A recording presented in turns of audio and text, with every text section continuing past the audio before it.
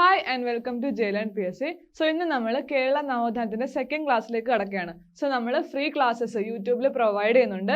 അതുപോലെ തന്നെ YouTube classes കിട്ടാനായിട്ട് എല്ലാവരും ചാനൽ സബ്സ്ക്രൈബ് ചെയ്യുക. കൂടാതെ നമ്മുടെ വാട്സ്ആപ്പ് ഗ്രൂപ്പിലേക്ക് ജോയിൻ ചെയ്യാനായിട്ട് ഡിസ്ക്രിപ്ഷനിൽ ലിങ്ക് കൊടുത്തിട്ടുണ്ട്. ഓക്കെ, സോ കഴിഞ്ഞ ക്ലാസ് കാണാത്തവർ അത് കണ്ടിട്ട് ഇതിലേക്ക് വരിക. ആ ക്ലാസ്സിന്റെ ലിങ്കും ഡിസ്ക്രിപ്ഷനിൽ ഉണ്ടായിരിക്കും. സോ ഇന്ന് നമ്മൾ നോക്കാൻ പോകുന്ന പ്രധാനപ്പെട്ട 2 നവോത്ഥാന നായകന്മാരെ കുറിച്ചാണ്. സോ ആരൊക്കെയാണ്?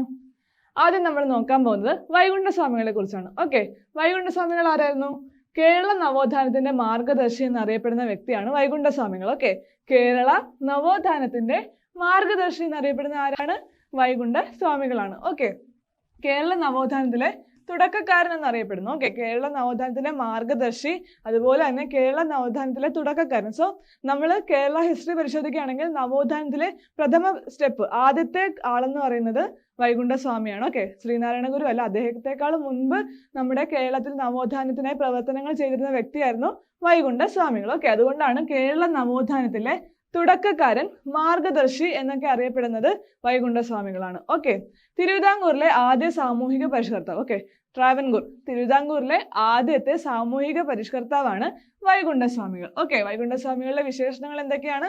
കേരള നവോത്ഥാനത്തിന്റെ മാർഗദർശി, അതുപോലെ തന്നെ കേരള നവോത്ഥാനത്തിന്റെ തുടക്കക്കാരൻ ആൻഡ് തിരുവിതാംകൂറിലെ ആദ്യ സാമൂഹ്യ പരിഷ്കർത്താവ്. ഇതെല്ലാം വൈകുണ്ഠസ്വാമികളാണ്. ഓക്കെ, കേരളത്തിലെ ആദ്യ സാമൂഹ്യ വിപ്ലവകാരി വൈകുണ്ഠസ്വാമി തന്നെയാണ്. ഇദ്ദേഹം ജനിച്ചത് എവിടെയാണ്?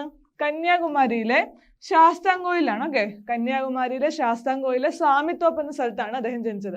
എവിടെയാണ്? കന്യാകുമാരിയിലെ ശാസ്താംകോയിൽ, അതായത് സ്വാമിത്തോപ്പ് എന്ന സ്ഥലത്താണ് അദ്ദേഹം ജനിച്ചത്.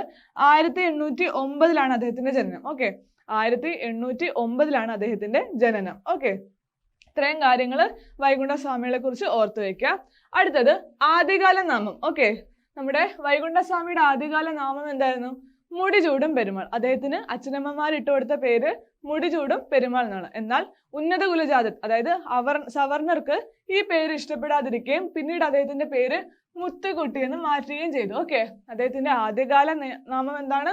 മുടിചൂടും പെരുമാൾ. ഓക്കെ, പക്ഷെ സവർണ ജാതർക്ക് ഈ ഒരു പേര് ഇഷ്ടപ്പെടാത്തത് കൊണ്ട് തന്നെ അദ്ദേഹത്തിന്റെ പേര് മുത്തുകുട്ടി എന്ന് മാറ്റേണ്ടി വന്നു. ഓക്കെ, സോ മുടിചൂടും പെരുമാൾ, മുത്തുകുട്ടി എന്നൊക്കെ അറിയപ്പെടുന്ന ആരാണ്? ഏത് സാമൂഹ്യ പരിഷ്കർത്താവിന്റെ പേരാണ് മുടിചൂടും പെരുമാൾ, മുത്തുകുട്ടി എന്നൊക്കെ? അത് വൈകുണ്ഠസ്വാമികളാണ്. ഓക്കെ, അതും ഓർത്തു വെക്കുക. അടുത്തത്, ദക്ഷിണേന്ത്യയിൽ ആദ്യമായി തൊഴിലാളി സമരം നടത്തിയ സാമൂഹിക പരിഷ്കർത്താവ് ആരാണ്? ഓക്കെ, ദക്ഷിണേന്ത്യയിൽ ആദ്യമായി തൊഴിലാളി സമരം നടത്തിയ സാമൂഹിക പരിഷ്കർത്താവ് ആരാന്ന് ചോദിച്ചാൽ അത് ആരാണ്? വൈകുണ്ഠസ്വാമികളാണ്. ഓക്കെ, അദ്ദേഹമായിരുന്നു ദക്ഷിണേന്ത്യയിൽ ആദ്യമായിട്ട് തൊഴിലാളി സമരം നടത്തിയത്. ഓക്കെ, ആ തൊഴിലാളി സമരത്തിന്റെ മുദ്രാവാക്യം എന്താണ്? ആ തൊഴിലാളി സമരത്തിന്റെ മുദ്രാവാക്യം വളരെ ഇമ്പോർട്ടന്റ് ആണ്. വേല ചെയ്താൽ കൂലി കിട്ടണം. നമ്മുടെ SC ടെക്സ്റ്റ് ബുക്കിൽ പറഞ്ഞിരിക്കുന്ന ഒരു പോയിന്റ് ആണിത്. വേല ചെയ്താൽ കൂലി കിട്ടണം. ഇത് ഏത് സാമൂഹിക പരിഷ്കർത്താവുമായി ബന്ധപ്പെട്ടതാണ്? വൈകുണ്ഠസ്വാമികളാണ്. ഓക്കെ, അദ്ദേഹം ഓർഗനൈസ് ചെയ്ത അല്ലെങ്കിൽ അദ്ദേഹം തുടങ്ങി വെച്ച ആദ്യത്തെ തൊഴിലാളി സമരം, ദക്ഷിണേന്ത്യയിലെ ആദ്യത്തെ തൊഴിലാളി സമരം, ആ സമരത്തിന്റെ മുദ്രാവാക്യമായിരുന്നു വേല ചെയ്താൽ കൂലി കിട്ടണം. ഓക്കെ, അതും ഇമ്പോർട്ടന്റ് ആണ്. ദക്ഷിണേന്ത്യയിൽ ആദ്യമായി കണ്ണാടി പ്രതിഷ്ഠ നടത്തിയ അദ്ദേഹമാണ്. ഓക്കെ, സോ വൈകുണ്ഠസ്വാമി ആയിരുന്നു ദക്ഷിണേന്ത്യയിൽ ആദ്യമായി കണ്ണാടി പ്രതിഷ്ഠ നടത്തിയത്. സോ നമുക്കറിയാം കണ്ണാടി പ്രതിഷ്ഠ ഏറ്റവും പ്രശസ്തനായത് ആരാണ്?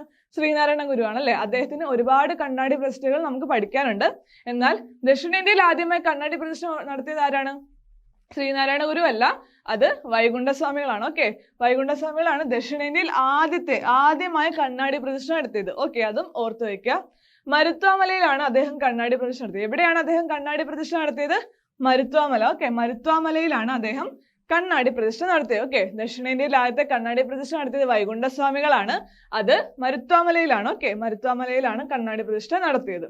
അതുപോലെ തന്നെ വേല ചെയ്താൽ കൂലി കിട്ടണം, ഇതും ഓർത്തു വെക്കുക.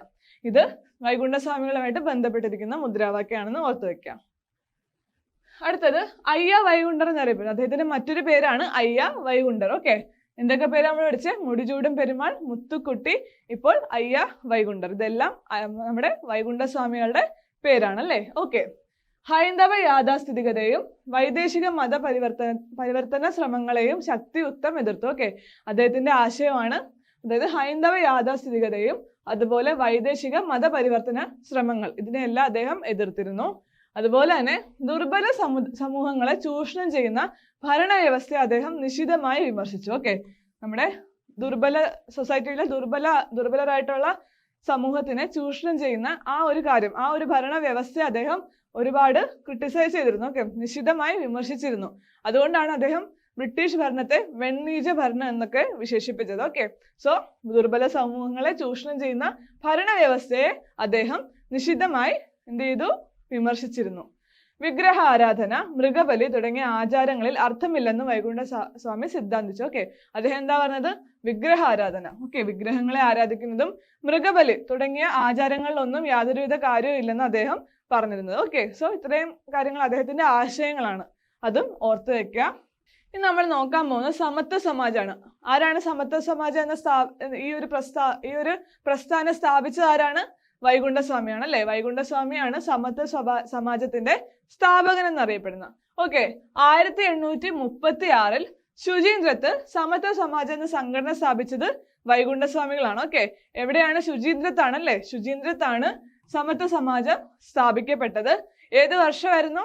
1836. ഓക്കെ, 1836 സമത്വ സമാജം സ്ഥാപിച്ചത്.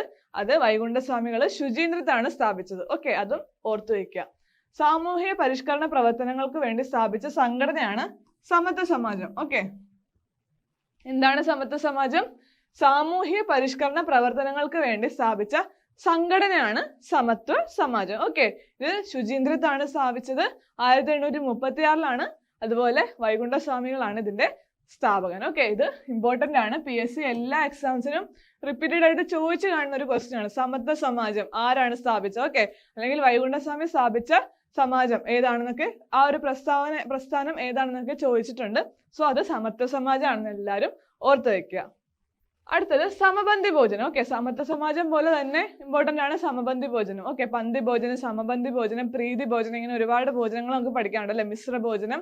സോ അതില് സമപന്തി ഭോജനം ആരുടെയാണ്? വൈകുണ്ഠസ്വാമികളുടെ ആണ് അല്ലെ? ടെക്സ്റ്റ് ബുക്കിൽ പറഞ്ഞിട്ടുള്ള ഒരു പോയിന്റ് ആണ്. സമപന്തി ഭോജനം നടത്തിയത് ആരാണ്? വൈകുണ്ഠസ്വാമികളാണ്. മേൽമുണ്ട് ധരിക്കൽ നിരോധനത്തിനെതിരെ ശബ്ദമുയർത്തി. ഓക്കെ, ചാന്നാർ സ്ത്രീകള്, ചാന്നാർ ലഹളയൊക്കെ നമ്മൾ പഠിച്ചിട്ടുണ്ടല്ലേ? മേൽമുണ്ട് ധരിക്കുന്നതിന്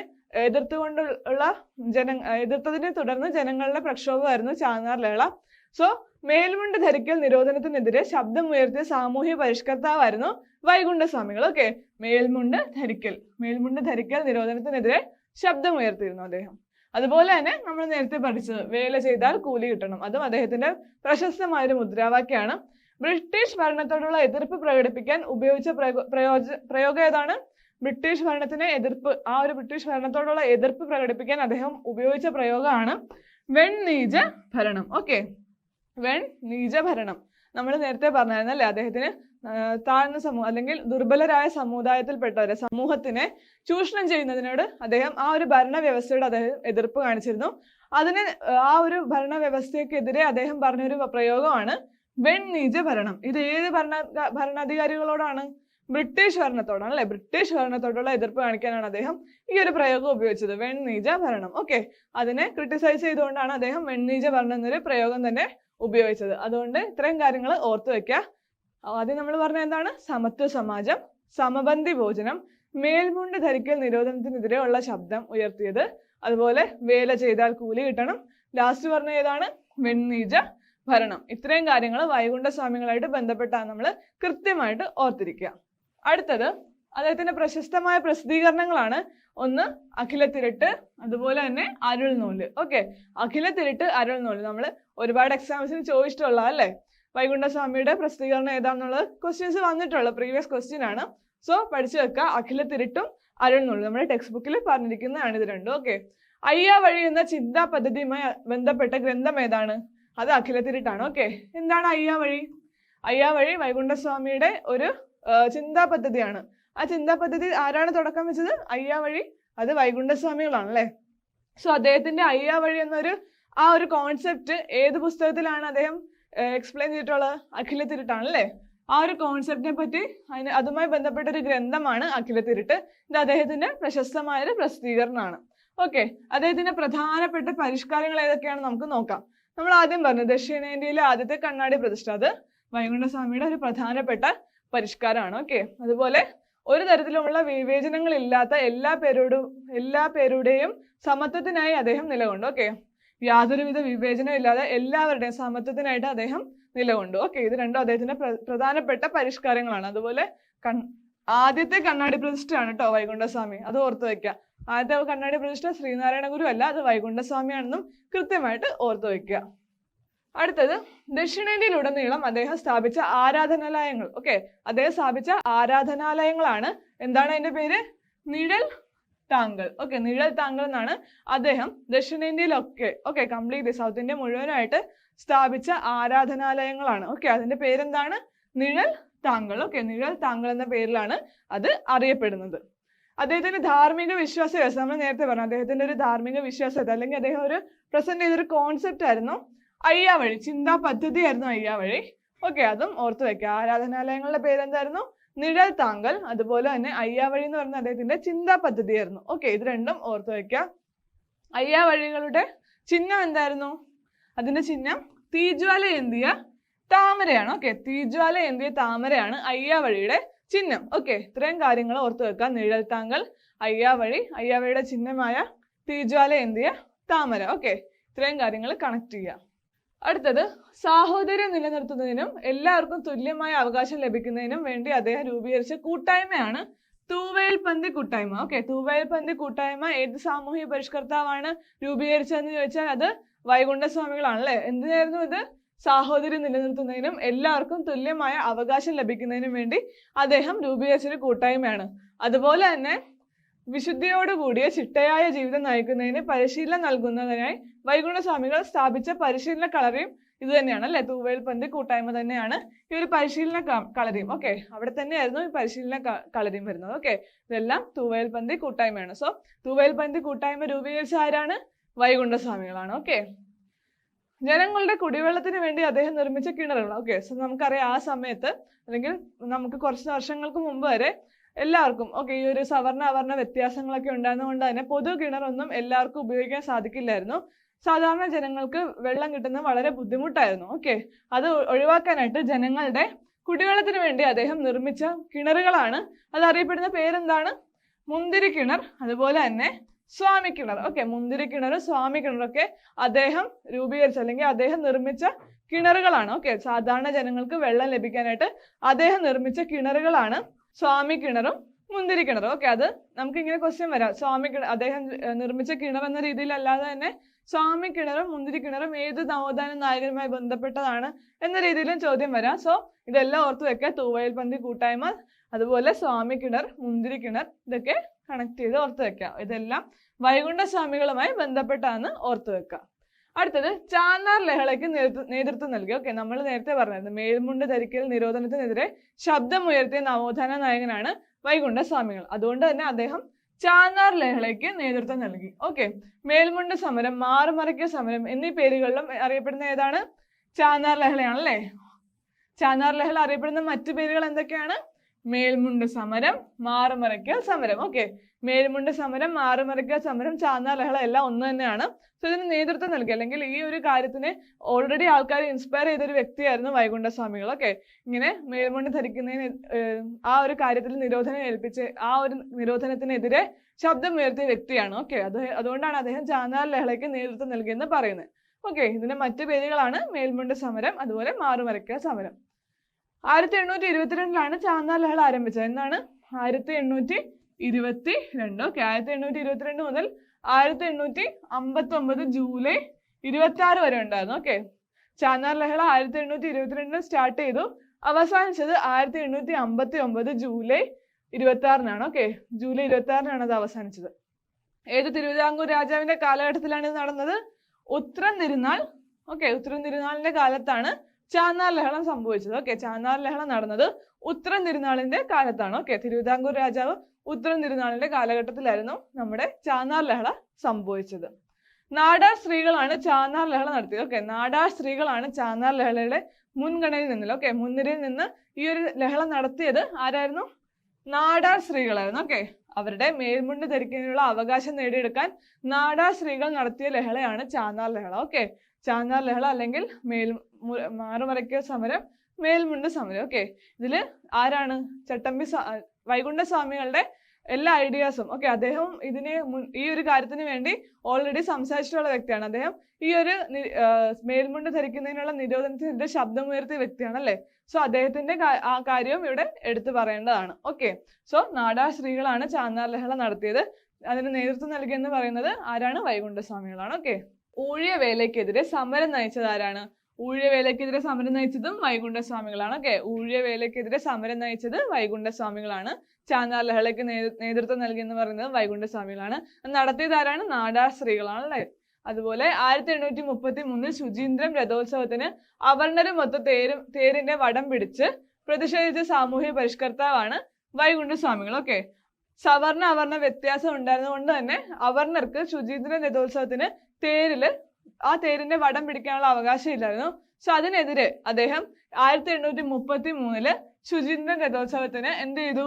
അവർണരുമൊത്ത് തേരിന്റെ വടം പിടിച്ചു. ഓക്കെ, തേരിന്റെ വടം പിടിച്ച് പ്രതിഷേധിച്ചു. ഓക്കെ, ഇത് ആരുമായിട്ട് ബന്ധപ്പെട്ടാണ്? വൈകുണ്ഠസ്വാമികളായിട്ട് ബന്ധപ്പെട്ട ഒരു ഇവന്റ് ആണ്. ഓക്കെ, ശുചീന്ദ്രം രഥോത്സവം. ഓക്കെ, അതും ഓർത്തു വെക്കാം. സോ ജയിലൻ PSC പുതിയതായിട്ട് ലോഞ്ച് ചെയ്ത കോഴ്സാണ് LDC LGS CPO. ഈ പോസ്റ്റുകൾക്കൊക്കെ എക്സാംസിന് പ്രിപ്പയർ ചെയ്യുന്നവർക്ക് വേണ്ടിയുള്ള കോഴ്സാണ്. സോ നമ്മൾ ആപ്പിലൂടെ HD classes, recorded classes provide ചെയ്യുന്നതായിരിക്കും. അതുപോലെ mock test, study materials available ആയിരിക്കും. സോ കോഴ്സിൽ ജോയിൻ ചെയ്യുന്ന ആദ്യത്തെ 500 പേർക്കാണ് ഓഫർ പ്രൈസസ് ഉണ്ടായിരിക്കും. സോ എല്ലാവരും എത്രയും പെട്ടെന്ന് തന്നെ ജോയിൻ ചെയ്യുക. എല്ലാവർക്കും ഈ ഒരു എക്സാംസിന് പ്രിപ്പയർ ചെയ്യുന്ന എല്ലാവർക്കും ഇത് യൂസ്ഫുൾ ആയിരിക്കും. സോ നമുക്ക് ഇനി ക്ലാസ്സിലേക്ക് കടക്കാം. അടുത്തായിട്ട് നമ്മൾ നോക്കാൻ പോകുന്നത് ചട്ടമ്പി സ്വാമികളെ കുറിച്ചാണ്. ഓക്കെ, ചട്ടമ്പി സ്വാമികളെ കുറിച്ച് എന്തൊക്കെയാണ് നമുക്ക് പഠിക്കാനുള്ളത്?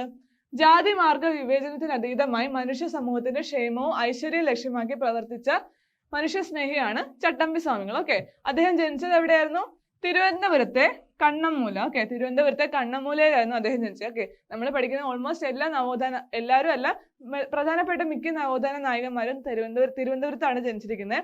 സോ ഇദ്ദേഹം ജനിച്ചത്, ചട്ടമ്പി സ്വാമികൾ ജനിച്ചത് തിരുവനന്തപുരത്തെ കണ്ണമ്മൂലയിലാണ്. Okay, 1853 August 25. അദ്ദേഹത്തിന്റെ ജനനം എന്നാണ്? 1853 ഓഗസ്റ്റ് 25 തിരുവനന്തപുരത്തെ കണ്ണമ്മൂലയിലാണ് അദ്ദേഹം ജനിച്ചത്. അദ്ദേഹത്തിന്റെ സമാധി എവിടെയാണ്? പന്മനയിലാണ് അല്ലെ. കൊല്ലം ജില്ലയിലെ പന്മനയിലാണ് അദ്ദേഹത്തിന്റെ സമാധി. തിരുവനന്തപുരം ജില്ലയിലെ കണ്ണമ്മൂലയിൽ ജനിച്ചു. അദ്ദേഹത്തിന്റെ സമാധി വരുന്നത് എവിടെയാണ്? കൊല്ലം ജില്ലയിലെ പന്മനയിലാണ്. അദ്ദേഹത്തിന്റെ ജനനം എന്നായിരുന്നു? 1853 ഓഗസ്റ്റ് 25. ഓക്കെ, അദ്ദേഹത്തെ പറ്റി ഓർത്തു വെക്കുക. സോ വിദ്യാധിരാജൻ, സർവ്വവിദ്യാധിരാജൻ അല്ലെങ്കിൽ വിദ്യാധിരാജൻ എന്നൊക്കെ അറിയപ്പെടുന്ന ആരാണ്? ചട്ടമ്പി സ്വാമികളാണ് അല്ലെ. അദ്ദേഹത്തിന്റെ വിശേഷണങ്ങൾ അല്ലെങ്കിൽ അദ്ദേഹത്തിന്റെ പേരുകളാണ്, അദ്ദേഹം അറിയപ്പെടുന്ന പേരുകളാണ് വിദ്യാധിരാജൻ, സർവ്വവിദ്യാധിരാജൻ. അതുകൂടാതെ ഷൺമുഖദാസൻ, ശ്രീ ഭട്ടാരകൻ. ഓക്കെ, ഷൺമുഖദാസൻ, ശ്രീ ഭട്ടാരകൻ, വിദ്യാധിരാജൻ അല്ലെങ്കിൽ സർവ്വവിദ്യാധിരാജൻ. ഇതൊക്കെ ആരുടെ പേരുകളാണ്? ആരാണ് ഇങ്ങനെയൊക്കെ അറിയപ്പെടുന്നത്? ചട്ടമ്പി സ്വാമികളാണ് അല്ലെ. ഇതും ഓർത്തു വെക്കുക. അദ്ദേഹത്തിന്റെ പ്രധാനപ്പെട്ട കൃതികളാണ് പ്രാചീന മലയാളം. ഓക്കെ, പ്രാചീന മലയാളം, ആദിഭാഷ, വേദാധികാര നിരൂപണം. ഓക്കെ, പ്രാചീന മലയാളം, ആദിഭാഷ, വേദാധികാര നിരൂപണം. ഇത് മൂന്നും ഇമ്പോർട്ടന്റ് ആണ്. നമ്മുടെ ടെക്സ്റ്റ് ബുക്കിൽ എടുത്തു പറഞ്ഞിട്ടുള്ളതാണ്. ഓക്കെ, ഇത് പ്രീവിയസ്ലി ഒത്തിരി തവണ ചോദിച്ചിട്ടുള്ളതാണ് അല്ലെ. പ്രാചീന മലയാളം ഇത് ഒരുപാട് എക്സാംസിൽ ചോദിച്ചിട്ടുള്ളതാണ്. പ്രാചീന മലയാളം ആരുടെയാണ് അല്ലെങ്കിൽ ചട്ടമ്പി സ്വാമികളുടെ കൃതി ഏതാണെന്ന രീതിയിൽ പ്രാചീന മലയാളം ചോദിച്ചിട്ടുണ്ട്. അത് കൂടാതെ ആദിഭാഷ, വേദാധികാര നിരൂപണം ഓർത്തു വെക്കുക. അടുത്തത് ഏതൊക്കെയാണ്? മറ്റു പ്രധാനപ്പെട്ട കൃതികളാണ് ബൃഹത്വ നിർഭാസം, അതുപോലെ ക്രിസ്തുമത ഛേദനം, ബൃഹത്വ നിർഭാസം, ക്രിസ്തുമത ഛേദനം, സർവമത സമരസ്യം. ഓക്കെ, സർവമത സമരസ്യം, അദ്വൈത ചിന്താ പദ്ധതി. ഓക്കെ, അദ്വൈത ചിന്താ പദ്ധതി, ക്രിസ്തുമത നിരൂപണം. ക്രിസ്തുമത ഛേദനം ഉണ്ട്, അതുപോലെ ക്രിസ്തുമത നിരൂപണം ഉണ്ട്, ജീവകാരുണ്യ നിരൂപണം, വേദാന്ത സാരം, നിജാനന്ദ വിലാസം, അദ്വൈത പഞ്ചരം. ഓക്കെ, ഇതൊക്കെയാണ് അദ്ദേഹത്തിന്റെ പ്രധാനപ്പെട്ട കൃതികൾ. മെയിൻ ആയിട്ട് ഓർത്തു വെക്കേണ്ട ഏതൊക്കെയാണ്?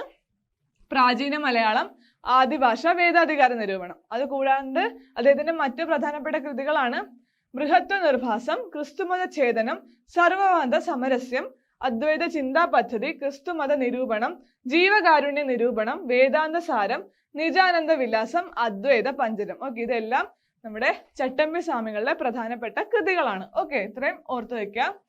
അധസ്ഥിതർക്ക് ക്ഷേത്രപ്രവേശനം, സഞ്ചാര സ്വാതന്ത്ര്യവും അനുവദിക്കണമെന്ന് വാദിച്ചു. ഓക്കെ, അദ്ദേഹത്തിന്റെ പ്രധാനപ്പെട്ട ആശയങ്ങളാണ് അധസ്ഥിത വിഭാഗത്തിൽപ്പെട്ടവർക്ക് ക്ഷേത്രപ്രവേശനവും സഞ്ചാര സ്വാതന്ത്ര്യം നൽകണം, ഓക്കെ, അനുവദിക്കണമെന്ന് വാദിച്ചു. അധസ്ഥിതരോടൊപ്പം മിശ്രഭോജനം നടത്തി. ഓക്കെ, മിശ്രഭോജനം ആരുടെയാണ്? അത് ചട്ടമ്പി സ്വാമികളുടെയാണ്. ഓക്കെ, നമ്മൾ കുറച്ചു മുമ്പ് പഠിച്ചായിരുന്നു. സമപന്തി ഭോജനം വൈകുണ്ഠസ്വാമികളുടെ, മിശ്ര ഭോജനം ചട്ടമ്പി സ്വാമികളുടെയാണ് അല്ലേ. സമൂഹത്തിൽ നിലനിന്നിരുന്ന ബ്രാഹ്മണ മേധാവിത്വത്തെ എതിർത്തു. ഓക്കെ, സമൂഹത്തിൽ ഉണ്ടായിരുന്ന ബ്രാഹ്മണർക്കുണ്ടായിരുന്ന ആ മേധാവിത്വത്തെ അദ്ദേഹം എതിർത്തിരുന്നു. അതുപോലെ തന്നെ അദ്ദേഹത്തിന്റെ യഥാർത്ഥ പേര് അയ്യപ്പൻ, അതുപോലെ കുഞ്ഞൻപിള്ള. ഓക്കെ, കുഞ്ഞൻപിള്ള, അയ്യപ്പൻ, ഇതൊക്കെ ആരുടെ പേരാണ്? നമ്മുടെ ചട്ടമ്പി സ്വാമികളുടെ ആണല്ലേ. സോ ഈ അയ്യപ്പൻ എന്ന പേര് ഈ അടുത്ത് കഴിഞ്ഞ ഒരു എക്സാമിന് ചോദിച്ചതാണ് അല്ലേ. ആരുടെ യഥാർത്ഥ പേര്, അല്ലെങ്കിൽ ചട്ടമ്പി സ്വാമികളുടെ യഥാർത്ഥ പേരെന്താണ് ചോദിച്ചിട്ടുള്ളതാണ്. അത് അയ്യപ്പൻ. ഓക്കെ, അതുപോലെ കുഞ്ഞൻപിള്ള, ഇതൊക്കെ അദ്ദേഹത്തിന്റെ പേരുകളാണ്. കൂട്ടുകുടുംബ വ്യവസ്ഥ, സംബന്ധം, മരുമക്കത്തായം എന്നിവയ്ക്കെതിരെ പോരാടി. ഓക്കെ, ആ സമയത്ത് നിലനിന്നിരുന്ന കൂട്ടുകുടുംബ വ്യവസ്ഥ, അതുപോലെ സംബന്ധം, മരുമക്കത്തായം, ഈ ആചാരങ്ങളോടൊക്കെ അദ്ദേഹം എതിർപ്പ് പ്രകടിപ്പിച്ചിരുന്നു. വിദ്യയും വിത്തവും ഉണ്ടെങ്കിലേ മനുഷ്യന് പുരോഗതി സാധ്യമാകൂ എന്ന് അദ്ദേഹം വിശ്വസിച്ചു. ഓക്കെ, ഇത് ഇമ്പോർട്ടന്റ് ആണ്. ഈ ഒരു സ്റ്റേറ്റ്മെന്റ് ചോദിച്ചിട്ടുണ്ട്. വിദ്യയും വിത്തവും ഉണ്ടെങ്കിലേ മനുഷ്യന് പുരോഗതി ഉണ്ടാവും അല്ലെ, പുരോഗതി സാധ്യമാകൂ. ആരുമായി ബന്ധപ്പെട്ട വാചകങ്ങളാണിത്? ചട്ടമ്പി സ്വാമികളാണ് അല്ലെ. സോ വിദ്യയും വിത്തവും ഉണ്ടെങ്കിലേ മനുഷ്യന് പുരോഗതി സാധ്യമാകൂ. ഏത് നവോത്ഥാന നായകരുമായി ബന്ധപ്പെട്ടതാണ്? ചട്ടമ്പി സ്വാമികൾ. ഓക്കെ, ഇത്രയും കാര്യങ്ങൾ അദ്ദേഹത്തെ പറ്റി ഓർത്തിരിക്കുക. മിശ്രഭോജനം, അയ്യപ്പൻ, കുഞ്ഞൻപിള്ള, അദ്ദേഹത്തിന്റെ പേരുകള്, അതുപോലെ വിദ്യയും വിത്തവും ഉണ്ടെങ്കിലേ മനുഷ്യന് പുരോഗതി സാധ്യമാകൂ. ഓക്കെ, ഇത്രയും കാര്യങ്ങൾ ചട്ടമ്പി സ്വാമികളെ പറ്റി ഓർത്തു വെക്കുക. അദ്ദേഹത്തിന്റെ പ്രസിദ്ധീകരണം നമ്മൾ ഓൾറെഡി പറഞ്ഞല്ലേ. ഇത് മൂന്നും ടെക്സ്റ്റ് ബുക്കിലുള്ളതാണ്. പ്രാചീന മലയാള ആദിഭാഷ വേദാധികാര നിരൂപണം. ഓക്കെ, ജാതി വ്യവസ്ഥയെയും യുക്തിരഹിതമായ സാമൂഹിക ആചാരങ്ങളെയും എതിർത്തു. ഓക്കെ, ജാതി വ്യവസ്ഥ, അതുപോലെ യുക്തിരഹിതമായ സാമൂഹിക ആചാരങ്ങൾ, ഇതിനെയൊക്കെ അദ്ദേഹം എതിർത്തിരുന്നു. വേദങ്ങളിൽ ബ്രാഹ്മണർക്കുണ്ടായിരുന്ന കുത്തകാധിപത്യത്തെ അദ്ദേഹം വെല്ലുവിളിച്ചു. ഓക്കെ, ആ സമയത്ത് വേദങ്ങളിലൊക്കെ തന്നെ ബ്രാഹ്മണർക്കൊരു ആധിപത്യം ഉണ്ടായിരുന്നു. ആ ഒരു ആധിപത്യത്തെ അദ്ദേഹം വെല്ലുവിളിക്കുകയും ഈ പറയുന്ന വേദങ്ങളൊക്കെ സാധാരണക്കാർക്കും വേണ്ടിയുള്ളതാണെന്ന രീതിയിൽ അദ്ദേഹം പറഞ്ഞിരുന്നു. ഓക്കെ, സോ ബ്രാഹ്മണർക്കുണ്ടായിരുന്ന ഈ ഒരു കുത്തക ആധിപത്യത്തെ എതിർത്ത വ്യക്തിയാണ് ആരാണ്? ചട്ടമ്പി സ്വാമികൾ. ഓക്കെ, അടുത്തത് കേരളത്തിൽ ഞാൻ കണ്ട ഒരേ ഒരു മനുഷ്യൻ. ആരെ കുറിച്ചാണ്? ഇത് ചട്ടമ്പി സ്വാമികളെ കുറിച്ചാണ്. ഇത് പറഞ്ഞത് സ്വാമി വിവേകാനന്ദനാണ്. ഓക്കെ, സോ കേരള ഒരു ഭ്രാന്താലയം എന്ന് പറഞ്ഞ സ്വാമി വിവേകാനന്ദൻ അദ്ദേഹം ചട്ടമ്പി സ്വാമികളെ കുറിച്ച് വിശേഷിപ്പിച്ചത് എന്താണ്? കേരളത്തിൽ ഞാൻ കണ്ട ഒരേ ഒരു മനുഷ്യൻ. ഓക്കെ, കേരളത്തിൽ ഞാൻ കണ്ട ഒരേ ഒരു മനുഷ്യൻ എന്ന് ചട്ടമ്പി സ്വാമികളെ കുറിച്ച് വിശേഷിപ്പിച്ചത് ആരായിരുന്നു? സ്വാമി വിവേകാനന്ദനാണ്. ഓക്കെ, അദ്ദേഹം കേരളം സന്ദർശിച്ച സമയത്ത് ചട്ടമ്പി സ്വാമിയെ കണ്ടുമുട്ടുകയുണ്ടായി. ആ ഒരു കണ്ടുമുട്ടലിന് ശേഷം അദ്ദേഹം പറഞ്ഞ വാക്കുകളാണിത്. കേരളത്തിൽ ഞാൻ കണ്ട ഒരേ ഒരു മനുഷ്യൻ, അത് ചട്ടമ്പി സ്വാമികളാണ്. ഓക്കെ, ആരിൽ നിന്നാണ് ചട്ടമ്പി സ്വാമികൾ ഹഠയോഗ പ്രയോഗം, ഓക്കെ, ഹഠയോഗ വിദ്യ സ്വായത്തമാക്കിയത്? തൈക്കാടയ്യ. ഓക്കെ, സോ തൈക്കാടയ്യ ചട്ടമ്പി സ്വാമികളുടെ ആരാണ്? ഹഠയോഗ വിദ്യ പഠിപ്പിച്ച ഗുരുവാണ്. ഓക്കെ, തൈക്കാടയ്യയും ചട്ടമ്പി സ്വാമികളെ പോലെ തന്നെ ഒരു പ്രധാനപ്പെട്ട നവോത്ഥാന നായകനാണ്. സോ അദ്ദേഹത്തിന്റെ ഗുരുവാണ്. ഓക്കെ, ചട്ടമ്പി സ്വാമികളുടെ ഗുരുവാണ് തൈക്കാടയ്യ. അദ്ദേഹത്തെ ഹഠയോഗ വിദ്യ പഠിപ്പിച്ചത് തൈക്കാടയ്യായിരുന്നു. ഓക്കെ, ശ്രീനാരായണ ഗുരു രചിച്ച നവമഞ്ജരി ആർക്കാണ് സമർപ്പിച്ചത്? ശ്രീനാരായണ ഗുരുവിന്റെ പ്രധാനപ്പെട്ട ഒരു കൃതിയായിരുന്നു നവമഞ്ജരി. നവമഞ്ജരി അദ്ദേഹം സമർപ്പിച്ചത് ചട്ടമ്പി സ്വാമികൾക്കാണ് അല്ലേ. സോ അദ്ദേഹം ചട്ടമ്പി സ്വാമികൾക്ക് നവമഞ്ജരി എന്ന കൃതി സമർപ്പിച്ചു. അതുപോലെ തന്നെ തൈക്കാടയ്യ ശ്രീനാരായണ ഗുരുവിന്റെയും ആരായിരുന്നു? ഗുരുവായിരുന്നു. ഓക്കെ, ശ്രീനാരായണ ഗുരുവിന്റെയും ഗുരുവായിരുന്നു തൈക്കാടയ്യ. ഓക്കെ, ചട്ടമ്പി സ്വാമികളുടെ ശ്രീനാരായണ ഗുരുവിന്റെയും ഗുരുവായിരുന്നു തൈക്കാടയ്യ. മോക്ഷപ്രദീപ ഖണ്ഡനം. ഓക്കെ, ഇത് രചിച്ചത് ആരാണ്? ചട്ടമ്പി സ്വാമികളാണ് അല്ലെ. അദ്ദേഹത്തിന്റെ മറ്റൊരു കൃതിയാണ് മോക്ഷപ്രദീപ ഖണ്ഡനം. ഓക്കെ, മോക്ഷപ്രദീപ ഖണ്ഡനം ആരുടെ കൃതിയാണ്? ചട്ടമ്പി സ്വാമികളുടെയാണ് അല്ലേ. ഓക്കെ, ഇത്രയും കാര്യങ്ങൾ ഓർത്ത് വയ്ക്കുക. ചട്ടമ്പി സ്വാമിയുടെ സമാധി എവിടെയാണ്? നമ്മൾ ഓൾറെഡി പറഞ്ഞല്ലേ, കൊല്ലത്തെ പന്മനയിലാണ് ചട്ടമ്പി സ്വാമികളുടെ സമാധി സ്ഥിതി ചെയ്യുന്നത്. ചട്ടമ്പി സ്വാമികളുടെ നിര്യാണത്തിൽ അനുശോചിച്ചുകൊണ്ട് സമാധി സങ്കല്പം രചിച്ചത് ആരാണ്? പണ്ഡിറ്റ് കറുപ്പനാണ് അല്ലേ. നമുക്ക് പഠിക്കേണ്ട മറ്റൊരു പ്രധാനപ്പെട്ട നവോത്ഥാന നായകനാണ് പണ്ഡിറ്റ് കറുപ്പൻ. അദ്ദേഹമായിരുന്നു ചട്ടമ്പി സ്വാമികളുടെ നിര്യാണത്തെ തുടർന്ന്, അദ്ദേഹത്തിന്റെ മരണത്തെ തുടർന്ന് അനുശോചിച്ചുകൊണ്ട് സമാധി സങ്കല്പം, ഓക്കെ, അദ്ദേഹം രചിച്ച കൃതി ഏതാണ്? സമാധി സങ്കല്പം. ഓക്കെ, സമാധി സങ്കല്പം രചിച്ചത് ആരാണ്? പണ്ഡിറ്റ് കറുപ്പൻ. ആരുടെ മരണത്തെ തുടർന്നാണ് അത്, അല്ലെങ്കിൽ ആരുടെ മരണത്തെ അനുശോചിച്ചുകൊണ്ടാണ് ആ ഒരു കൃതി രചിച്ചത്? അത് ചട്ടമ്പി സ്വാമികളുടെ. ഓക്കെ, ശ്രീനാരായണ ഗുരു, ചട്ടമ്പി സ്വാമികൾ എന്നിവരുടെ ഗുരുവായിരുന്ന നവോത്ഥാന നായകനാണ് തൈക്കാടയ്യ. നമ്മൾ ഓൾറെഡി പറഞ്ഞല്ലേ, ഹഠയോഗ വിദ്യ പഠിപ്പിച്ച തൈക്കാടയ്യ ശ്രീനാരായണ ഗുരുവിന്റെ ചട്ടമ്പി സ്വാമികൾ രണ്ടുപേരുടെയും ഗുരുവായിരുന്നു. ഓക്കെ, സ്വാമിനാഥ ദേശികൾ ചട്ടമ്പി സ്വാമികളെ തമിഴ് വേദാന്ത ശാസ്ത്രം അഭ്യസിപ്പിച്ചു. ഓക്കെ, സ്വാമിനാഥ ദേശികൾ അദ്ദേഹം ചട്ടമ്പി സ്വാമിയുടെ മറ്റൊരു ഗുരുവായിരുന്നു. ഓക്കെ, സ്വാമിനാഥ ദേശികൾ അദ്ദേഹത്തെ എന്താണ് പഠിപ്പിച്ചത്? തമിഴ് വേദാന്ത ശാസ്ത്രം അഭ്യസിപ്പിച്ചു. ഓക്കെ, തമിഴ് വേദാന്ത ശാസ്ത്രം അഭ്യസിപ്പിച്ച ആരായിരുന്നു? സ്വാമിനാഥ ദേശികൾ. ഓക്കെ, ചട്ടമ്പി സ്വാമിയുടെ പ്രധാനപ്പെട്ട ഗുരുക്കന്മാരാരൊക്കെയായിരുന്നു? തൈക്കാടയ്യ, അതുപോലെ തന്നെ സ്വാമിനാഥ ദേശികൾ. ഓക്കെ, അടുത്തത് സെക്രട്ടേറിയറ്റിൽ ക്ലാർക്കായി ഔദ്യോഗിക ജീവിതം ആരംഭിച്ച നവോദയ നായകൻ. ഓക്കെ, അദ്ദേഹത്തിന് ഒരു ജോലി ഉണ്ടായിരുന്നു. ചട്ടമ്പി സ്വാമിയുടെ ജോലി എന്തായിരുന്നു? സെക്രട്ടേറിയറ്റിലെ ക്ലർക്കായിരുന്നു. ഓക്കെ, സെക്രട്ടേറിയറ്റിലെ ക്ലർക്കായിരുന്നു ചട്ടമ്പി സ്വാമികൾ. ഓക്കെ, ചട്ടമ്പി സ്വാമികളുടെ ജീവിതം 5 ഭാഗങ്ങളിൽ കാവ്യമാക്കി A.V. ശങ്കരൻ രചിച്ച കൃതി ഏതാണ്? ഭട്ടാര കപ്പാന വിദ്യാധി രാജ ഭാഗവതം. ഓക്കെ, ഭട്ടാര കപ്പാന വിദ്യാധി രാജ ഭാഗവതം ആരാണ് രചിച്ചത്? A.V. ശങ്കരനാണ്. Okay, A.V. ശങ്കരനാണ് രചിച്ചത്. അത് ചട്ടമ്പി സ്വാമികളുടെ ജീവിതം 5 ഭാഗങ്ങളിലുള്ള ഒരു പുസ്തകമായിട്ട്, ഒരു കാവ്യമാക്കിയിട്ടാണ് അദ്ദേഹം രചിച്ചത്. Okay, A.V. ശങ്കരൻ ചട്ടമ്പി സ്വാമികളുടെ ജീവിതം 5 ഭാഗങ്ങളൊക്കെ, ഓക്കെ, 5 ഭാഗങ്ങളിലുള്ള കാവ്യമാക്കി രചിച്ചു. ഓക്കെ, ആ കൃതിയുടെ പേരാണ് ഭട്ടാര കപ്പാന വിദ്യാധി രാജ ഭാഗവതം. ഓക്കെ, ഇത് ഓർത്ത് വെക്കുക. അത്ര ഇമ്പോർട്ടന്റ് അല്ല, ജസ്റ്റ് മനസ്സിലാക്കി വെക്കാം. ചട്ടമ്പി സ്വാമി സ്മാരകം സ്ഥിതി ചെയ്യുന്ന എവിടെയാണ്? ഓക്കെ, ചവറയാണ്. അദ്ദേഹം ജനിച്ചത് എവിടെയായിരുന്നു? തിരുവനന്തപുരത്തെ കണ്ണമ്മൂലയിലായിരുന്നു. അദ്ദേഹത്തിന്റെ സമാധി കൊല്ലത്തെ പന്മനയിലായിരുന്നു. അദ്ദേഹത്തിന്റെ സ്മാരകം സ്ഥിതി ചെയ്യുന്നത് ചവറയിലാണ്. കേരളത്തിലെ ദേശനാമങ്ങൾ ചട്ടമ്പി സ്വാമികളുടെ കൃതിയാണ്. ഓക്കെ, നമുക്ക് ഈയിടെ എക്സാമിന് ചോദിച്ചതാണ് കേരളത്തിലെ ദേശനാമങ്ങൾ ആരുടെ കൃതിയാണെന്ന്. അത് ചട്ടമ്പി സ്വാമികളുടെ കൃതിയാണ്. ഓക്കെ, അതും ഓർത്തു വെക്കുക. സോ കേരളത്തിലെ ദേശനാമങ്ങൾ ചട്ടമ്പി സ്വാമികളുടെ കൃതിയാണ്, അതും ഓർത്തു വെക്കുക. ഓക്കെ, സോ ഇന്ന് നമ്മൾ പ്രധാനപ്പെട്ട 2 നവോത്ഥാന നായകന്മാരെ കുറിച്ച് പഠിച്ചു, ചട്ടമ്പി സ്വാമികൾ അതുപോലെ വൈകുണ്ഠ സ്വാമികൾ. സോ ഇതുവരെ ചാനൽ സബ്സ്ക്രൈബ് ചെയ്ത് എല്ലാവരും സബ്സ്ക്രൈബ് ചെയ്യുക. അതുപോലെ എന്തെങ്കിലും ഡൗട്ട്സോ കാര്യങ്ങളോ ഉണ്ടെങ്കിൽ അത് കമന്റ് ചെയ്യുക. ഓക്കെ, നമുക്ക് ഇതുപോലത്തെ ക്ലാസ്സസുമായിട്ട് ഇനിയും കാണാം. താങ്ക്